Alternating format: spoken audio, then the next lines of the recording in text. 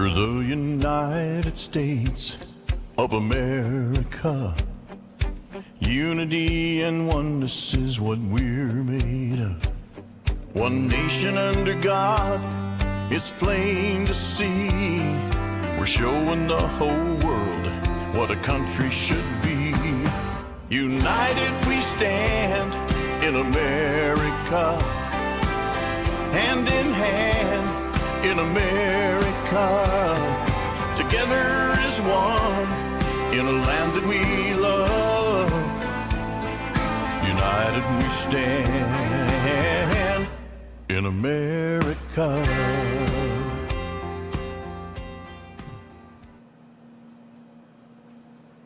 Hey, good morning, everybody. Welcome to Changing Times. Lynn Morris couldn't be here today.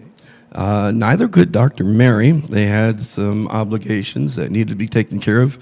Lynn, of course, is working on getting much healthier and stronger and learning how to navigate and be more mobile after the operation where he had to lose that portion of his leg.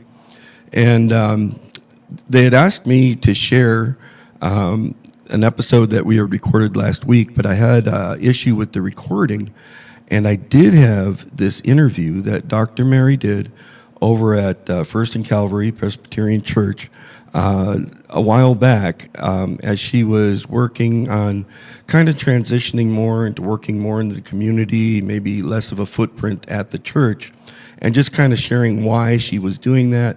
I was trying to get it all ready for Veterans Day and that, and just have a lot of issues with whether it's equipment or vehicles or lots of different things happening. But I thought this is a perfect opportunity to be able to share this, for you to be able to hear her heart as she talks about why she does what she does.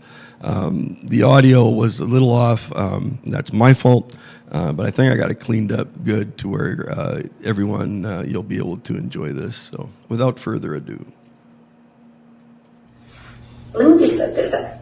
I'm here with Mary Byrne, and Mary has graciously volunteered for years to handle our Veterans Day celebration.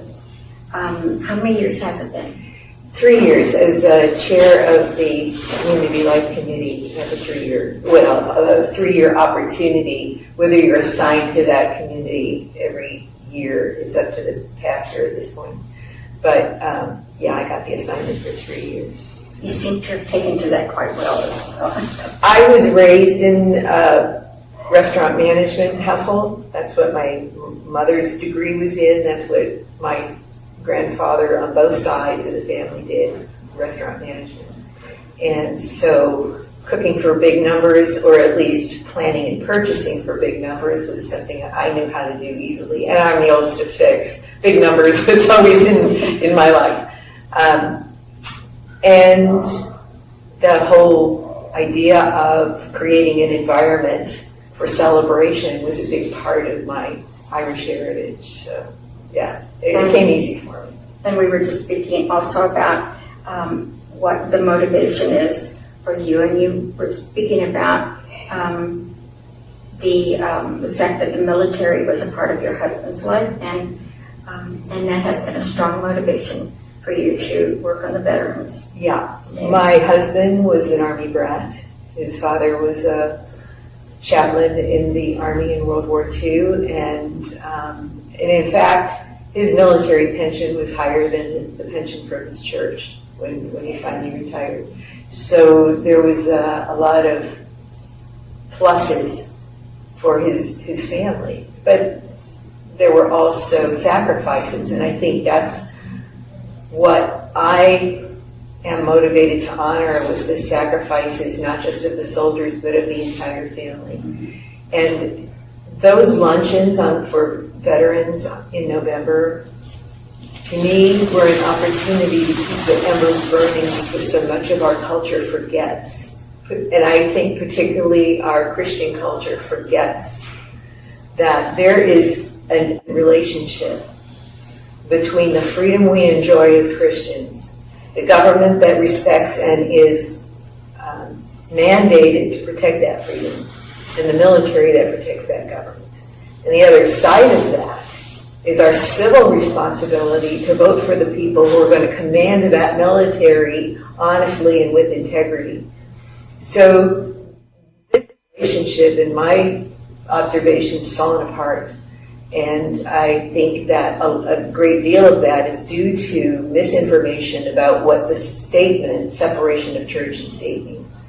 It means the government will not have an official religion. It doesn't mean that the church separates itself from its responsibility to nurture people who will serve in government or in the military. It doesn't mean that. And in fact, we have to pray for that regularly.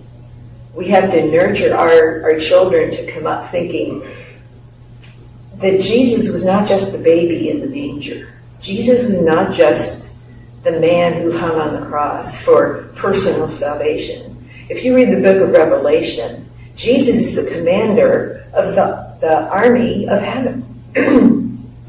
And he is fearsome.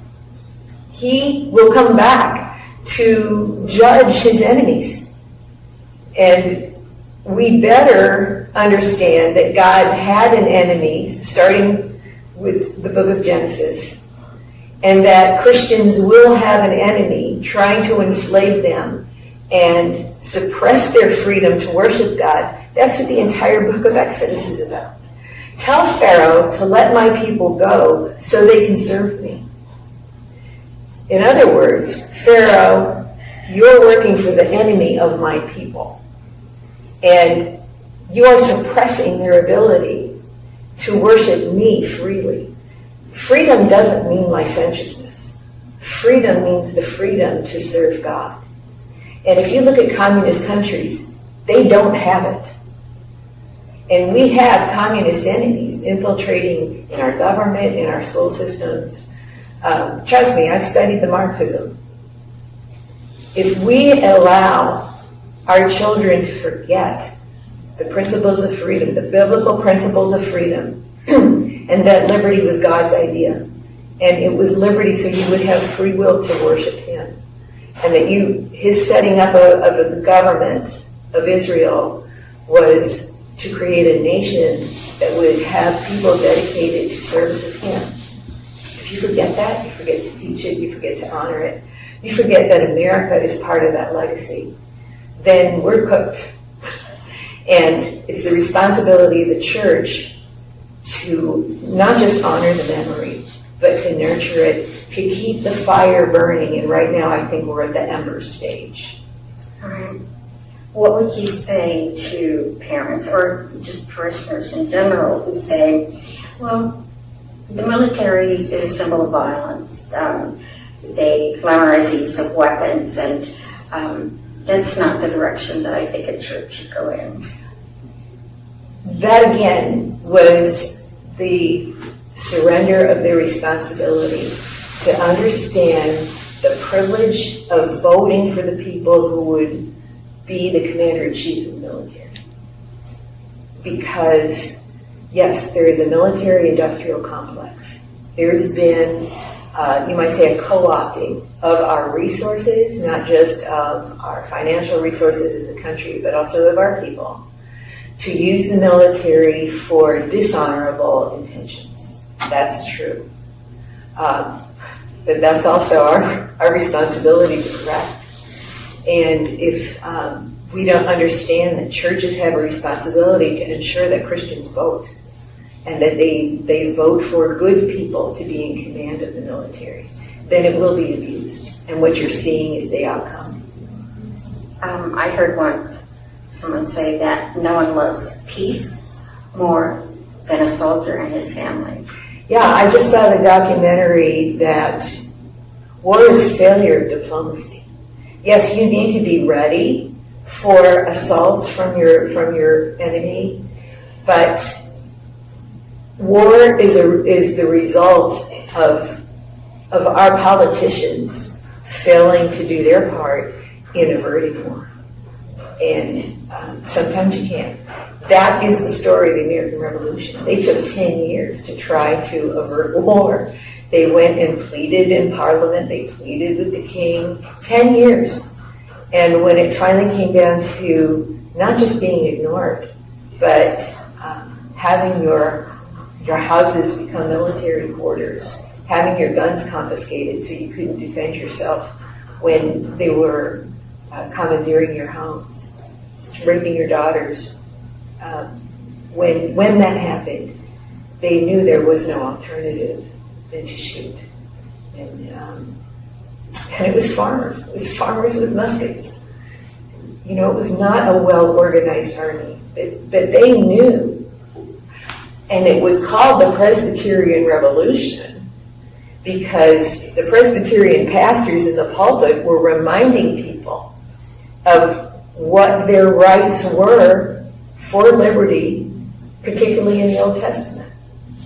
So there is, again, this dependence in the church's legacy of teaching people about freedom and the military's legacy in doing their work to protect it. But once you separate them, you have unmoored the moral foundation of a military with guns, and you have unmoored the church from its responsibility to be salt and light in the culture. That's what's happened.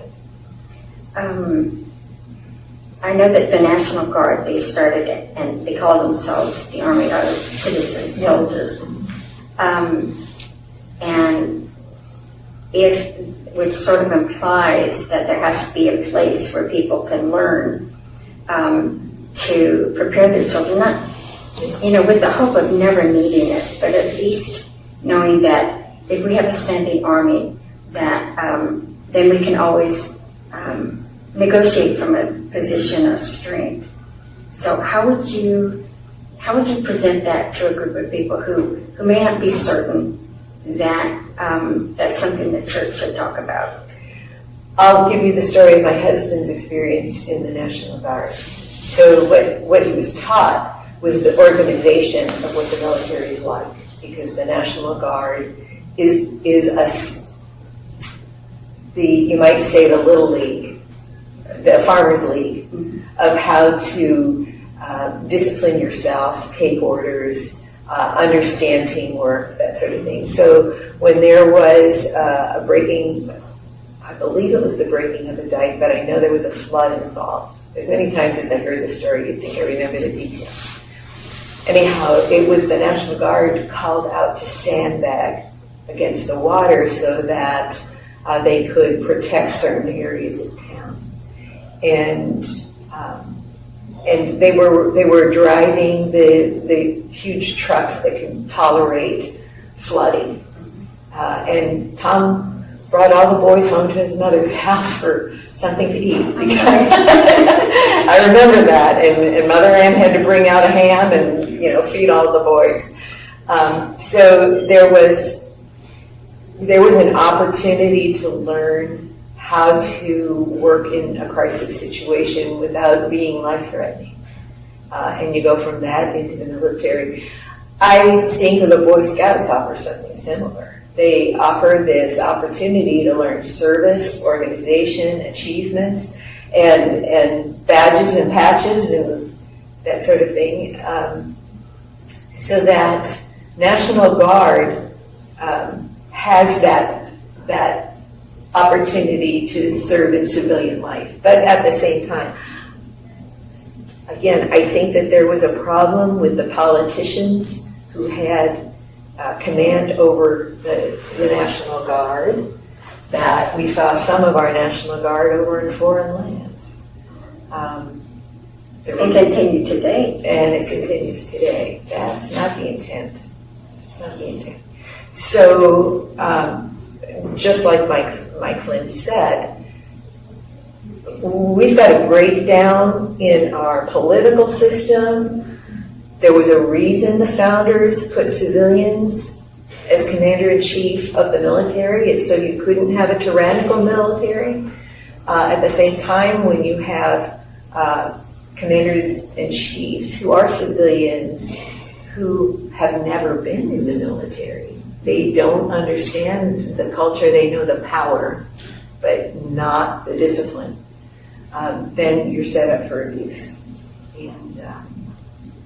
And again, we're looking at that. We're looking at it because so many of our people have avoided participating in the preparation for defending our civil society, that they don't appreciate. They're not going to appreciate what they have until it's gone. And that's too late. With the luncheons that you have organized, what is your main goal in holding it? Is it to educate the congregation about the sacrifices? Is it to reach out to other veterans? Or is it all of those things? I think it's all of it. I take every opportunity that I see is available on that day. So again, there's been a breakdown, I think, of appreciation in our culture for veterans. So in the last year when I, you might say, hosted the luncheon, I got a video that Jamie Swope wanted to be sure was also shared with the congregation during the service. That hadn't happened before because I hadn't found those videos before. But my goal is not just to honor the memory of the sacrifice of the deceased, but to honor the sacrifice of our present congregation members. It's not open to all congregation members. It's open to the veterans and their families. Because there has to be an acknowledgement, I think, of the church in a ministry to people who may have suffered invisible side effects from seeing violence, from seeing what negative things humans can do to each other. You want to rise above that. You don't want to have to use force. But when they do, it leaves a mark on you. When men are seeking to understand a purpose for all of that, churches have to minister to those people and their families, because it can't be a senseless sacrifice.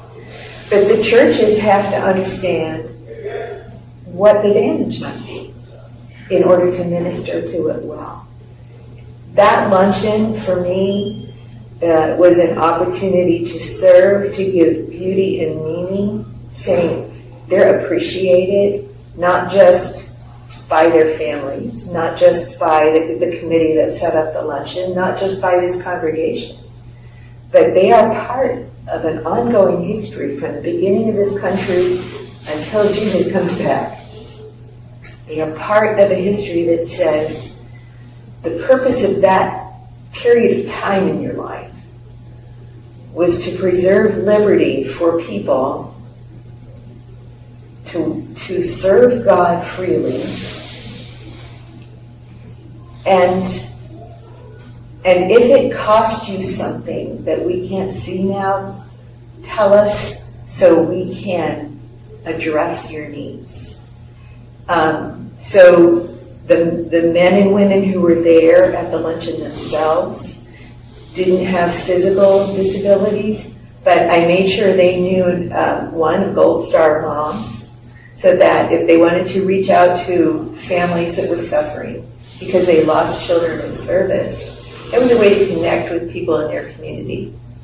Made sure that they knew about suicide prevention by giving them handouts of services that were available to veterans in the area. I just recently learned about Warrior's Journey, which is a ministry basically set up. Scott McChrystal, chaplain, Scott McChrystal is a retired Army chaplain, who wants an ongoing program available that veterans can plug into, come and go as they need. But our church has to know about those programs so we can tell people, maybe we're not ministering to them directly, but we know how to plug them in to services in the community that can. So that's my goal, is to communicate what's available, to love on them, to have a good time, celebrate them and celebrate that time in their lives. and hopefully send the word out to other people in the military that says this is a welcoming church for your service. You're welcome to come here. One of the things that really impressed me about the Veterans Luncheon was the missing man place setting. And it kind of struck me as,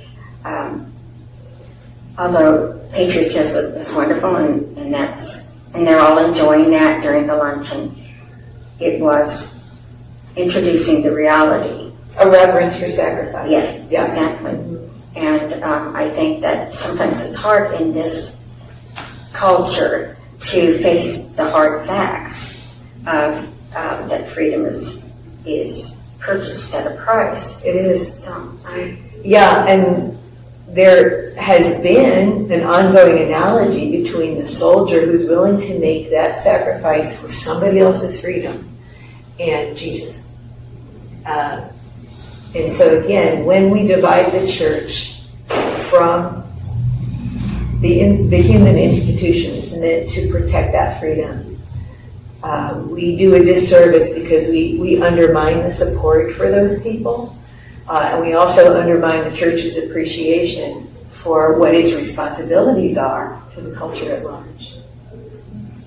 what would you like to see First and Calvary do to reach out to veterans and to support that group? I think it's part of mission outreach. I think we do a good job here on the campus, but I think just the way we have personnel that touches base with college ministries and makes a network, we need another person like that to do that for veterans. Part of my effort to do that is to be a co-host on a show called Changing Times with an entirely separate organization called Acts Ministries, which is non-denominational. The only binding thread is that we are deeply rooted in the Scripture. So whatever denomination you are, if you're deeply rooted in the Scripture, then you're welcome. And we understand that it's about listening to the Spirit of God's call to move and serve. So my efforts there are to bring veterans in, to talk about, again, program availability, veterans' needs, and to amplify that voice so that others in the public hopefully will be moved, in their spirits for finding some way to give back, to serve them as well. One of the reasons that we set up this interview with you is that we're trying to understand, to highlight those people who have been volunteers and do it so willingly and ably. What speaks to you that makes you want to volunteer at First and Calvary? Volunteer at First and Calvary for children. My whole career has been in teaching. My whole reason for getting involved in government is because I know what happened in the schools. I studied the history of the infiltration into the content of what was taught to them. I was a teacher of children with disabilities. I learned from parents what it meant to advocate for children.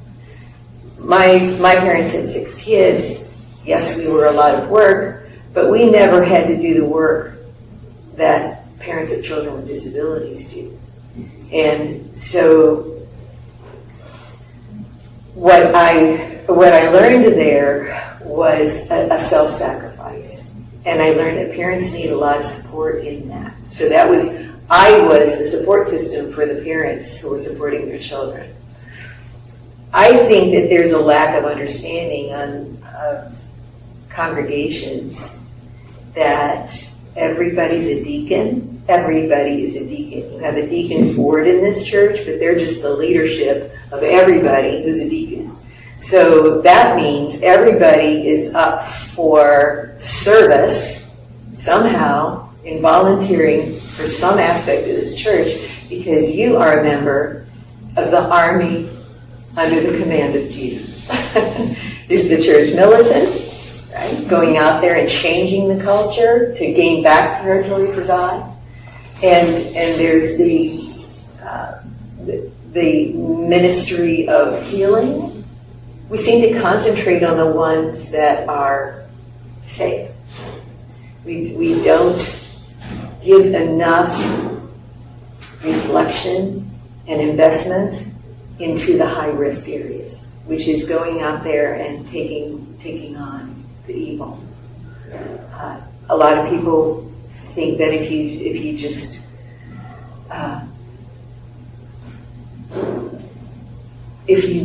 roll over and be nice, that people will treat you nice. That's not true. Evil is power. Power is ruthless. And power wants to control. So I can't let them have control of the next generation. I just can't. That means I have relinquished the next generation's freedom. I got it from people who fought for me, or at least were willing to do that. And I have a responsibility, even though I don't wear a military uniform, I have a responsibility as a Christian in Christ's army to fight for the freedom of his next generation. So that's why I do what I do. Absolutely. Do you want to take a moment to tell us about some of the things you have displayed here? Sure. This was a scrapbook I put together of my father-in-law's pictures because I wanted to organize one of the most impressive periods in my husband's life, even though he was not active in creating that. He was basically a recipient of what his parents' decisions were. So when his father was in Alaska as an Army chaplain, it impacted him so that he got a sense of commitment and patriotism, not just a nationalism, a thoughtless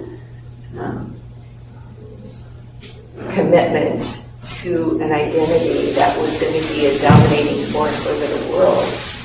It was a commitment to the principles of freedom that allowed his father to worship a God in a country that was founded on biblical principles.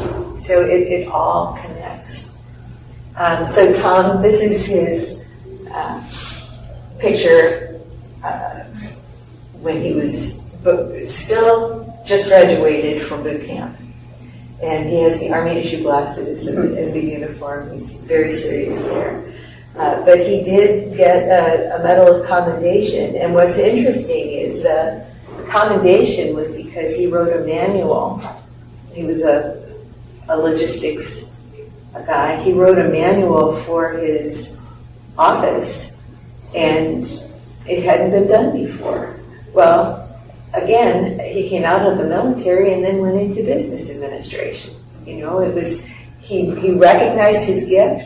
He used it within the military, and then that helped direct him into what he wanted to do. His father, of course, wanted him to go into the ministry, and he said, "No, thank you." But he always had an appreciation, a reverence for the ministry and for the military. Obviously, this is my father. He went into the military after high school and was assigned to a psychiatric unit. So he never actually had to shoot, but he was with the men who did have psychological problems from World War II. And he learned then that what they were doing in administering treatment and in learning the purpose and the theories behind those treatments were appealing to him. They were psychology, background, so he eventually went into business administration and focused on personnel development. And then that's Tom. Again, these pictures are very similar. He's getting a letter of commendation from his graduation from boot camp. But he had already had 2 years of service in the National Guard, so he reveled in this. He loved organization. He loved the idea of protecting. He was a good protector. He was a good provider. And I think that's something I appreciated about him. And the military teaches you that your buddy's life depends on you. You must be reliable. And there was probably no one I'd known except my dad who was as reliable as my husband. It's quite a compliment. Yeah. Well, Mary, I can't think of anything specifically to ask you other than, is this something that you think you'll continue doing, or is it time to pass the baton? Or As I've left the Deacons Board now, that's Tracy Brown. So I created a binder for all of the activities I did, including the Veterans Luncheon. And I left artifacts of all of the things that I had on the tables and so on. So she's in a good place to know. But part of, I think, service is knowing when that period is over, when it's time to pass on the baton. That's how you build legacy. That's how you continue a church. So Tracy knows where to find me, but I have no desire to interfere in her leadership. Yeah. well, I want to, through you, to thank your family for their service. Thank you. And I want to thank you for your service to the church. Because I will tell you personally, the Veterans Luncheon is very important to me. So thank you very much. Thank you. But that's some of the most powerful parts of all of our story, right? Where it's like what you're doing now, everything that's happening, it's about the Lord, it's about all of that. And He's part of you. So there's that. I mean, I love it. Yeah. But it is important for people to know. This isn't just a romantic attachment to a particular community. Last night, I heard one of the choir members pick up a hymnal and see the national anthem and say, is this right? What about separation of church and state? And I'm like, no, you don't get it, do you? You don't have a country unless you have a military. And you won't have freedom of religion unless you have a country that respects that. That's right. That's right. And so what's gone on in the last 2 generations, I think, is the discrediting of the military, probably for Vietnam, but that wasn't the soldiers, that was the politicians. Right. And a deliberate movement of the leftists to discredit the reputation so that it became unfashionable. To not only was my husband in the Army and his dad, but his brother as well. It was an expectation. You grow up, you finish high school, you go to the military, then you go to college. And for Tom, that was an opportunity to develop as an individual, not just to get command of other men, but to get command of himself. Exactly. So he had the discipline to finish school. Yeah. I have 2 sons. One is in the military, and one is trying to get into the military. Mm-hmm. And if you would ask my younger son, why are you doing that?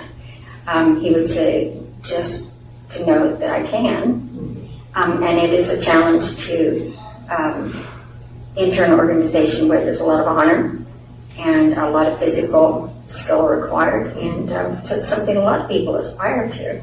Mm-hmm. And for my dad was first generation college attendee.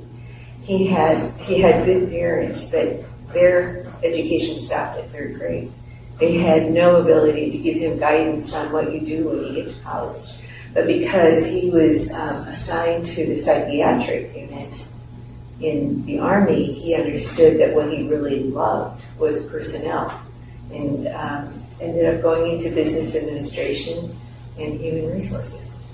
So it was, not a direct connection to what he did in the Army, but it gave him the guidance to say, that's where I belong in dealing with people. And my connection to that was, he actually wrote the human resource manuals for the company, and he did the personnel development. So he was a teacher in the business environment. And that was part of my career choice, was to be a teacher. And if you talk to hiring managers, they'll say they gravitate towards ex-military because they understand those people know how to take orders. Those people know how to work as a team. Yeah. They're strategic thinkers and they're organized. Well, and the military works the kinks out. Yes. By the time they go into the business world, we've got some polished product here. But I hate to refer to people as product. In fact, I'm against that. But you know what I mean. They actually do the work that the K-12 system did not do, and that business community doesn't want to do. They're expecting them to come in as people ready to take responsibility, and the Army teaches you how to do that. Military, I should say, because it doesn't matter what branch. The military said, this is how our culture operates. Well, I was glad I was able to share that with everybody. It was such an honor to be able to be there as Dr. Mary was sharing there with Robin, just kind of her heart, the reason she's doing what she's doing. And, she's able to interview, and Lynn's able to interview other individuals that are difference makers, but then they don't get interviewed so much. So it was neat to be able to have that and be able to share it. My apologies for some of the sound issues and stuff. Part of that is me learning to get used to using equipment. Also, we've had issues with the equipment getting older and wearing down, and I get distracted real easy, my ADD and stuff. So definitely have some needs for volunteers and individuals to help with editing videos. She has some wonderful artifacts there that I also want to go over with her individually. I took photos of them, and I was going to work it in with the interview, but I thought, man, we just need to sit down with individuals like that, leaders, elders in the community, elders in their church, making a difference and not being satisfied with the status quo, not being satisfied with just leaving things the way they are, realizing that there's change needed and being that change, and then encouraging others. So what an honor to work with such great men and women like Lynn Morris and Dr. Mary Byrne, and just all the difference makers they bring on. It's just incredible. Looking forward to more shows, Changing Times next week. Same time, same channel. Your fearless host will be back, and we will see you again then.